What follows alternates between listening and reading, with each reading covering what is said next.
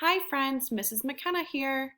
We are going to be doing our letter keyword sound drill with our vowel sounds.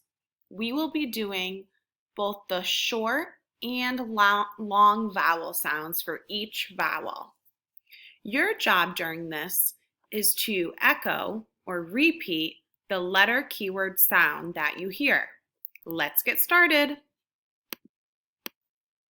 A, apple, a, safe, a. Remember, you can always look over here at our vowel sound poster.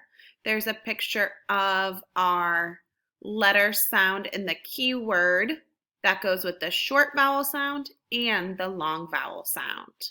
Let's go on to our next vowel, E. E, ed, e, e, Pete, e.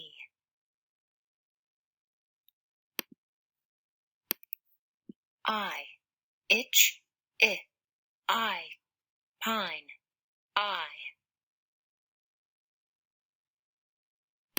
Good job, friends. Keep echoing this letter keyword sound that you hear. O, octopus, o, home, o. Next, we'll do the vowel U. Remember, U has a short vowel sound and then two sounds it can make for our long vowel sound. Here we go. U, up, U, mule, U, rule, oo.